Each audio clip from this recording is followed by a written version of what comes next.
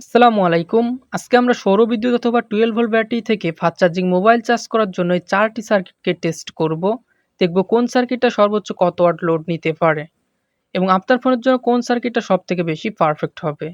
চলুন ভিডিওটি শুরু করা যাক।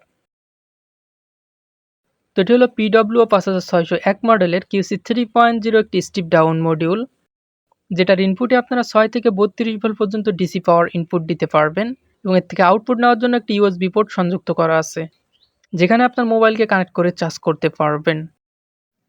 তো এই সার্কিটটিতে IP 6525টি মডেলের একটি আইসি ইউজ করা হয়েছে।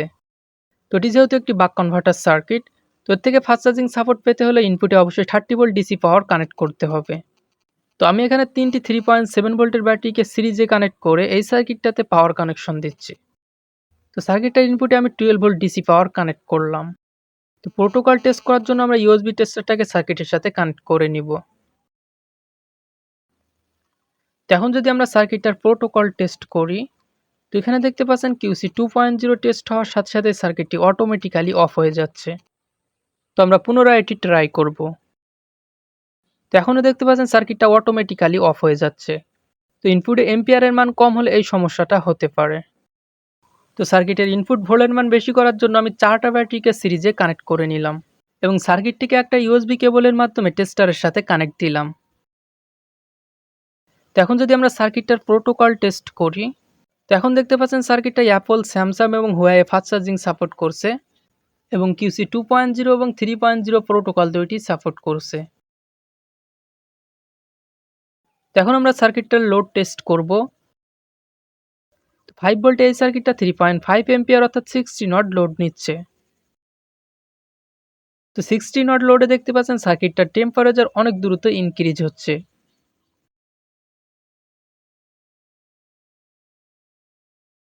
তো এখানে দেখতে পাচ্ছেন টেম্পারেচার 90 ডিগ্রি সেলসিয়াস উঠে গেছে। তো এখন দেখতে পাচ্ছেন 100 ডিগ্রি প্লাস হয়ে গেছে। তো আমি লোডটা অফ করে দিলাম, তারপরেও কিন্তু টেম্পারেচার অটোমেটিক্যালি ইনক্রিজ হচ্ছে। তো এখন দেখতে পাচ্ছেন টেম্পারেচার 110 ডিগ্রির উপরে উঠে গেছে, যে কারণে আমাদের টেম্পারেচার মিটারটি ইরর দেখাচ্ছে। তো সেম লোডে যদি এই সার্কিটটাকে 1 থেকে 2 মিনিট ইউজ করা হয়, তাহলে কিন্তু এটা যে কোনো মুহূর্তে ব্লাস্ট হয়ে যাবে। তো এই সার্কিটটাকে আপনারা 5 ভোল্টে 5 থেকে 7 ওয়াটের মতো লোড দিতে পারবেন। তো এর বেশি যদি লোড দেন, তাহলে কিন্তু সার্কিটটা প্রচুর পরিমাণে হিট হচ্ছে। এখন আমরা 9 ভোল্টে সার্কিটটার লোড টেস্ট করব। তো 9 ভোল্টে আমি 2.9 এম্পিয়ার অর্থাৎ 22 ওয়াটের মতো লোড দিলাম। এখন দেখতে পাচ্ছেন সার্কিটটার টেম্পারেচার অনেক দ্রুত বেশি হচ্ছে। এখন আমরা 12 ভোল্টের সার্কিটটার লোড টেস্ট করব। 12 ভোল্টে দেখতে পাচ্ছেন সার্কিটটা 1.9 এম্পিয়ার অর্থাৎ 22 ওয়াটের মতো লোড নিচ্ছে। তো 22 ওয়াট লোড নিতে পারলেও সার্কিটটা এই লোডে প্রচুর পরিমাণে হিট হচ্ছে। তো এই সার্কিটটাকে আপনারা 5 ভোল্টে 7 ওয়াট, 9 ভোল্টে 12 ওয়াট এবং 12 ভোল্টে 18 ওয়াটের মতো লোড দিয়ে ইউজ করতে পারবেন। তো এর থেকে বেশি ওয়াট লোড দিলে কিন্তু সার্কিটটা প্রচুর পরিমাণে হিট হয়ে যাবে। তো 2 নম্বরে আছে PWO 5602 মডেলের 2 USB পোর্ট সংযুক্ত একটি স্টিপ ডাউন মডিউল। তো এই মডিউলটিতে IP 6525টি মডেলের 2টি আইসি ইউজ করা হয়েছে। তো এটি ব্যবহার করে আপনারা একই সাথে 2টি ফোনকে ভিন্ন ভিন্ন প্রোটোকলে চার্জ করতে পারবেন। তো এই সার্কিটটাতে 6 থেকে 32 ভোল্ট পর্যন্ত ডিসি পাওয়ার ইনপুট দিতে হয় এবং ইনপুট পাওয়ার কানেক্ট করার জন্য একটি ডিসি সকেট কানেক্ট করা আছে। তো সার্কিটের ইনপুটে আমি 12 ভোল্ট ডিসি পাওয়ার কানেক্ট করলাম। তো এরপর USB টেস্টারটিকে সার্কিটের সাথে কানেক্ট করে নিলাম। তো এখন যদি আমরা এই সার্কিটটার প্রোটোকল টেস্ট করি, তো দেখতে পাচ্ছেন আগের সার্কিটের মতো অ্যাপেল, স্যামসাং এবং হুয়াওয়ে ফাস্ট চার্জিং প্রোটোকলগুলো সাপোর্ট করছে। এছাড়াও QC 2.0 এবং 3.0 সাপোর্ট করছে। তো এখন আমরা সার্কিটটার লোড টেস্ট করব। তো 5 ভোল্টে এই সার্কিটটা 3.5 এম্পিয়ারের অর্থাৎ 16.3 ওয়াটের মতো লোড নিচ্ছে। তবে এই সার্কিটটা কিন্তু আগের সার্কিটের মতো খুব বেশি হিট হচ্ছে না। এরপর আমরা সার্কিটটাকে 9 ভোল্টের লোড টেস্ট করব। তো 9 ভোল্টে এই সার্কিটটা 2.9 এম্পিয়ার অর্থাৎ 23 ওয়াটের মতো লোড নিচ্ছে। তো এত বেশি লোড নেওয়ার পরেও কিন্তু সার্কিটের টেম্পারেচার স্বাভাবিক আছে। তবে আপনি যদি খুব বেশি সময় ধরে ইউজ করেন, সেক্ষেত্রে হয়তো এটা টেম্পারেচার 70 ডিগ্রি সেলসিয়াসের মতো উঠতে পারে। তো এখন আমরা 12 ভোল্টের সার্কিটটার লোড টেস্ট করব। তো 12 ভোল্টে এই সার্কিটটা 1.9 এম্পিয়ার অর্থাৎ 22 ওয়াটের মতো লোড নিচ্ছে।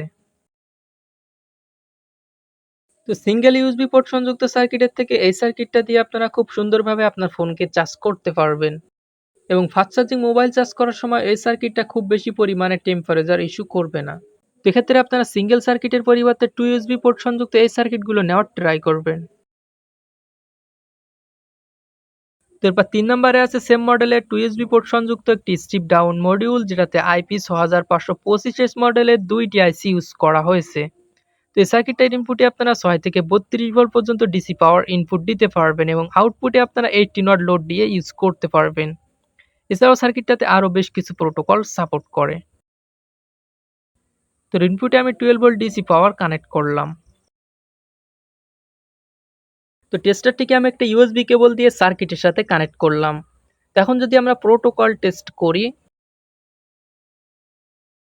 তো দেখতে পাচ্ছেন আগের সার্কিটের মতো সেম প্রোটোকলগুলো সাপোর্ট করছে। এছাড়াও P1.1 এবং 2.0 সাপোর্ট করছে, যেটা দিয়ে আপনারা স্যামসং ফোনগুলোকে ফাস্ট চার্জিং চার্জ করতে পারবেন।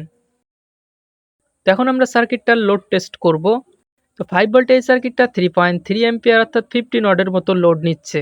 তো 15 ওয়াট লোডেও কিন্তু সার্কিটটা খুব সামান্য হিট হচ্ছে। তো এখন আমরা সার্কিটটাকে 9 ভোল্টের লোড টেস্ট করব। 9 ভোল্টে এই সার্কিটটা 2.6 এম্পিয়ার অর্থাৎ 21 ওয়াটের মতো লোড নিতে পারে। এরপর আমরা 12 ভোল্টের সার্কিটটার লোড টেস্ট করব। 12 ভোল্টের সার্কিটটা 1.7 এম্পিয়ার অর্থাৎ 20 ওয়াটের মতো লোড নিচ্ছে। তো এই সার্কিটটা দিয়ে আপনারা 18 ওয়াট ফাস্ট চার্জিং ফোনগুলোকে খুব ইজিলি চার্জ করতে পারবেন এবং এর বেশি লোড দিলেও কিন্তু সার্কিটটা খুব সামান্য পরিমাণে হিট হয়ে থাকে। তো এই সার্কিটটার কোয়ালিটি কিন্তু আগের দুইটা সার্কিট থেকে অনেক ভালো এবং আরও দুইটা প্রোটোকল বেশি সাপোর্ট করবে। তো এটা আপনারা মার্কেটে অ্যাভেলেবল পেলে এটা পারচেস করতে পারেন। এরপর 4 নম্বরে আছে SW3516 মডেলের 63 ওয়াট ফাস্ট চার্জিং একটি স্টিপ ডাউন মডিউল। তো এই সার্কিটটিতে আপনারা QC4+, QC4.0, SPC, AFC এবং PD সাপোর্ট পেয়ে যাবেন। তো এই সার্কিটটিতে আপনারা 6 থেকে 35 ভোল্ট পর্যন্ত ডিসি পাওয়ার ইনপুট দিতে পারবেন। তো এখানে দুইটি ইন্ডিকেটর এলইডি কানেক্ট করা আছে। তো পাওয়ার কানেক্ট করলে সবুজ বাতি এবং ফাস্ট চার্জিং সাপোর্ট করলে লাল বাতি ইন্ডিকেট করতে থাকে। তো সার্কিটটিতে আউটপুট নেওয়ার জন্য একটি টাইপ সি পোর্ট এবং একটি ইউএসবি সকেট কানেক্ট করা আছে। টাইপ সি পোর্ট থেকে আপনারা PD সাপোর্ট পেয়ে যাবেন। আর এই সার্কিটটিতে SW3516 মডেলের একটি আইসি ইউজ করা হয়েছে। তো এই সার্কিটটা থেকে সবগুলো প্রোটোকল সাপোর্ট করার জন্য আমি 20 ভোল্ট ডিসি পাওয়ার ইনপুট দেব। তো ব্যাটারি পজিটিভকে আমি ইনপুট পজিটিভের সাথে এবং নেগেটিভকে নেগেটিভের সাথে কানেক্ট দিলাম। এরপর টেস্টারটিকে সার্কিটের সাথে কানেক্ট করলাম। এখন যদি আমরা প্রোটোকল টেস্ট করি, তো এখানে দেখতে পাচ্ছেন প্রায় সব ধরনের প্রোটোকল সাপোর্ট করছে। এসসিপিতে এই সার্কিটটা 40 ওয়াট ফাস্ট চার্জিং সাপোর্ট করবে। তো QC 2.0 তে সার্কিটটা 5 ভোল্ট, 9 ভোল্ট, 12 ভোল্ট এবং 20 ভোল্ট সাপোর্ট করছে এবং QC 3.0 তে সার্কিটটা সর্বোচ্চ 19.33 ভোল্ট সাপোর্ট করবে। তবে এই সার্কিটটাতে কিন্তু ভোগ বা ড্যাশ সাপোর্ট নেই। তো এখন যদি আমরা সার্কিটটার লোড টেস্ট করি, তো 12 ভোল্টের সার্কিটটা 3.4 এম্পিয়ার অর্থাৎ 41 ওয়াটের মতো লোড নিচ্ছে। তো এত বেশি লোড নেওয়ার পরে কিন্তু সার্কিটটা খুব বেশি পরিমাণে হিট হচ্ছে না। তো এখন আমরা টাইপ সি পোর্ট দিয়ে সার্কিটটার প্রোটোকল টেস্ট করব। তো এর সাথে একটা টাইপ সি পোর্ট কানেক্ট করে নিলাম। এখন যদি আমরা প্রোটোকল টেস্ট করি, তো ইউএসবি পোর্টের মতো সবগুলো প্রোটোকলই এখানে সাপোর্ট করছে। তো এই সার্কিটটা ব্যবহার করে আপনার ফোনের পাশাপাশি ল্যাপটপকেও চার্জ করতে পারবেন যদি আপনার ল্যাপটপে টাইপ সি পোর্ট কানেক্ট থাকে। তো পিডিতে দেখতে পাচ্ছেন সার্কিটটা 63 ওয়াট ফাস্ট চার্জিং সাপোর্ট করে এবং PD 1 থেকে 6 পর্যন্ত সবগুলো প্রোটোকল সাপোর্ট করবে। তো আমরা যদি সার্কিটটার PD ট্রিগার করি, তো এখানে দেখতে পাচ্ছেন PD 1 থেকে 6 পর্যন্ত সবগুলো প্রোটোকলে 3 এম্পিয়ার লোড নিতে পারবে।